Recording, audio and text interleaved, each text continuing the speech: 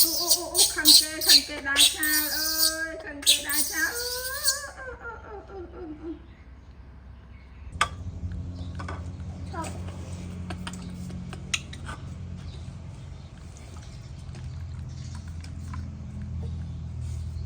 coi đi hai một số mò đi chơi này bây giờ về này và nè ở việc biếng ạ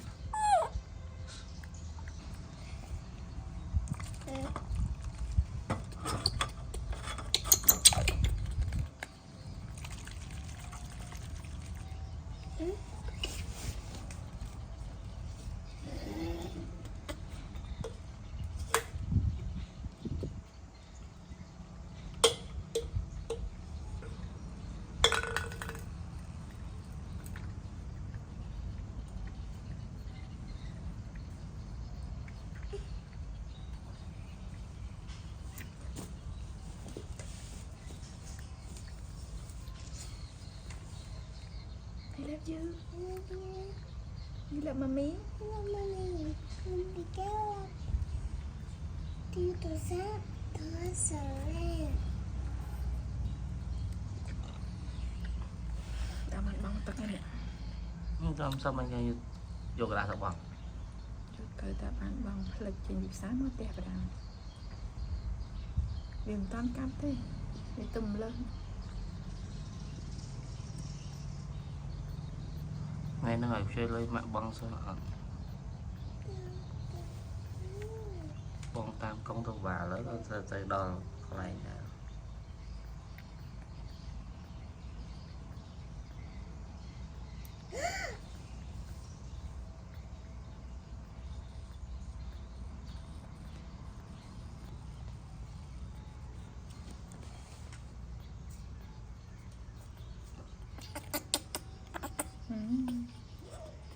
Chà đây. Thì đâu phải đi đây.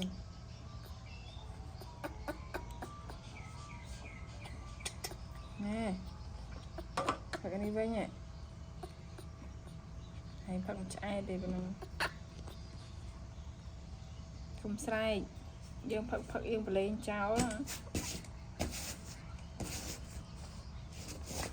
Cái mai. Mami no money. money đi đây nóng nó đi sao mami bánh lên giá hai em Này cái này đi tới này.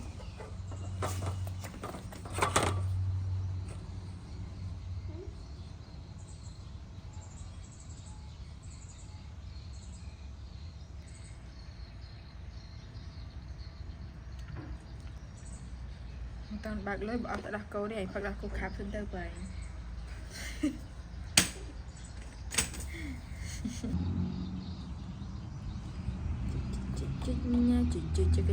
Chích nhìn sao bà biên này đang này. Họ tê từ nhằm bài từ bà dây nhằm bài mới sạch.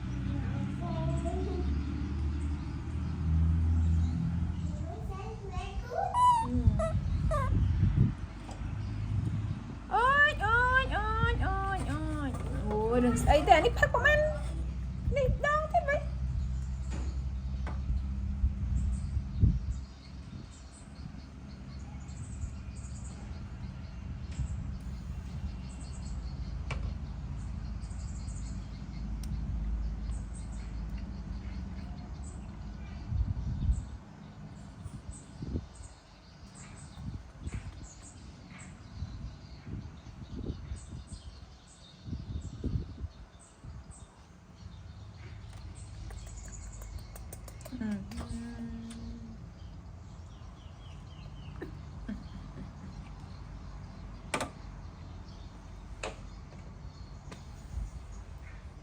Thế thì cười ba một bên này nè. Đại chân thông thông nè. Bị từ đại chân thông thông nè.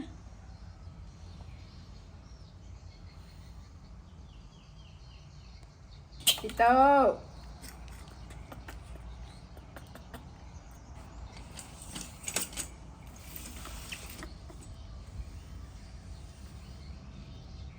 đi tố đi cả thật cha đây cùng đồ đường với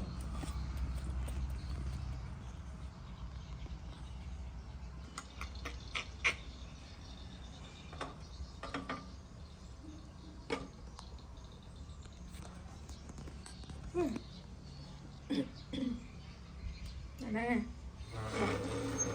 một tí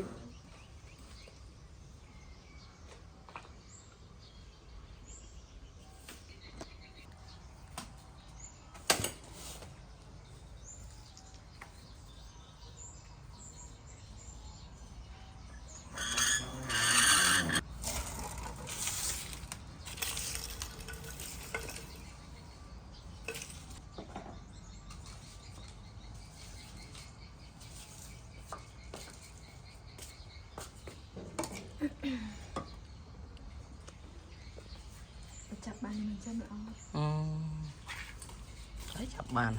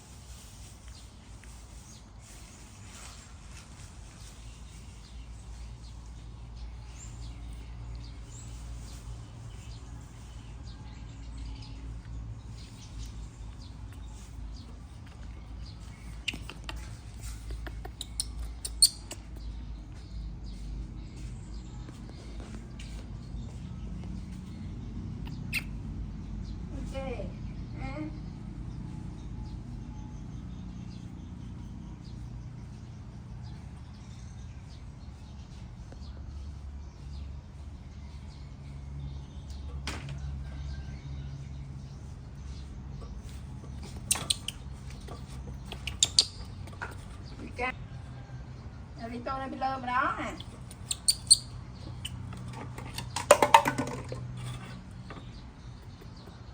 nè tụi bắt cô son tính phong vậy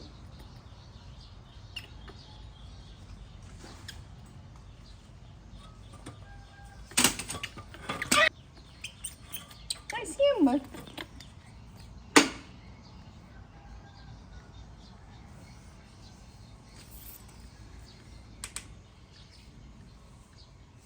hay thế này chứ này hồi đi không tin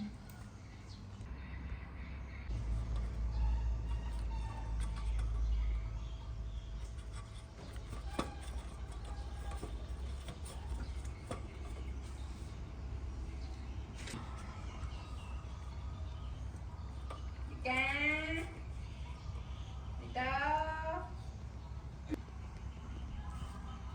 ê thế ấy nắng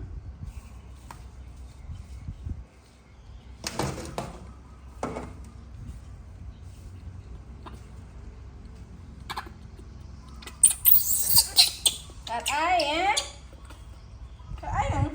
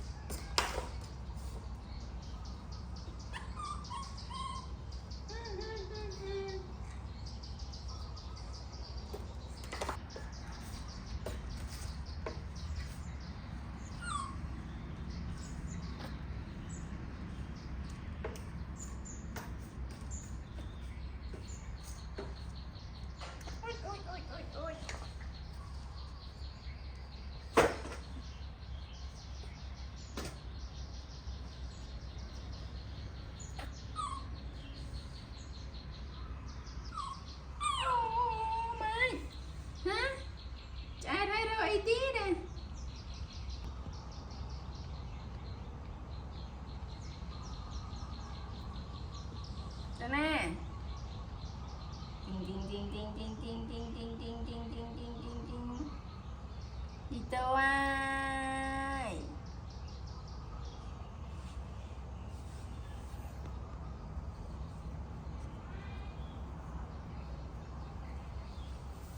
Dito ai.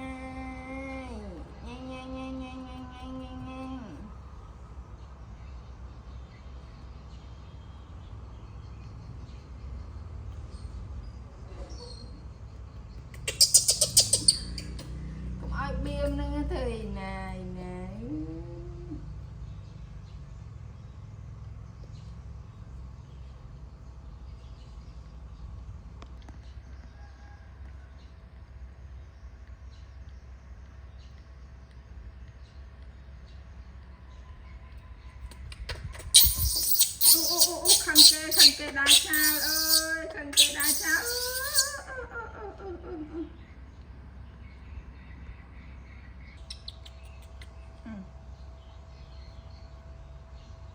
khăn kê đá chao sray như nào có sray chứ mà đai màu hả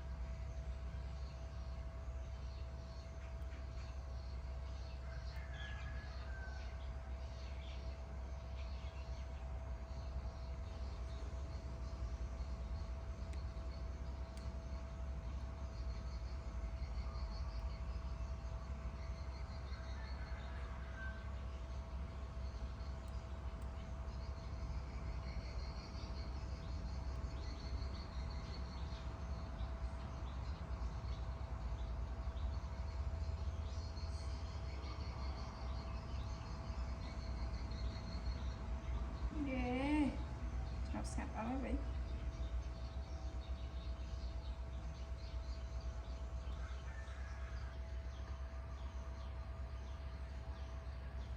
tranh này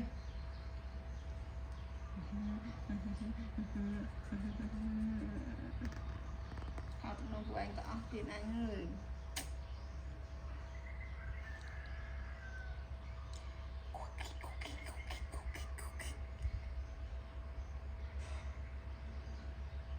cô khắp sẽ nè tình thao thực nông cái châu nó cô khắp dẫn đây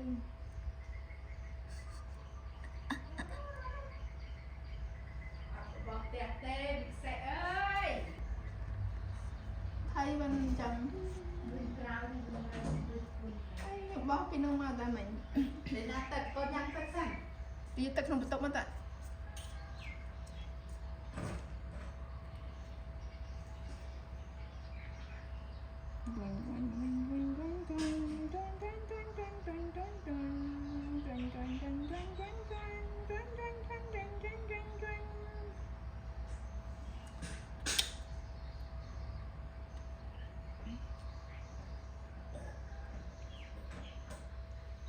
Good boy.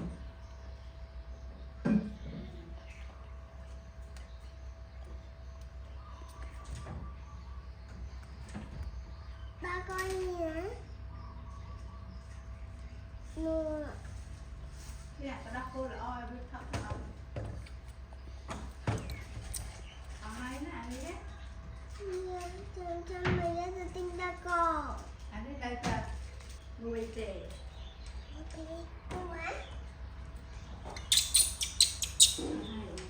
Tôi coi ai đá rồi. À, Nuôi biết mỗi anh khởi chủ đấy.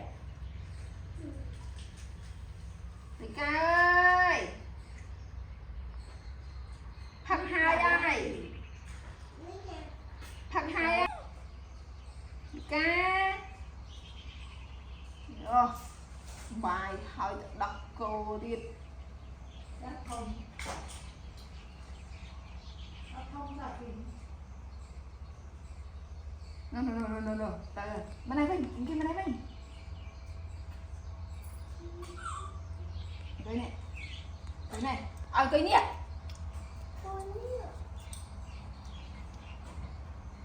Bên đây mà. Nào. Cái phải cái này. Cái ca. Mở lên. Cái ca. Mà bên này mà mình xem lên. Áo đi mà miệt áo đi. Cái ca. Rika nè. Rika. Rika. Ô. Nhà Rika phát cái nè.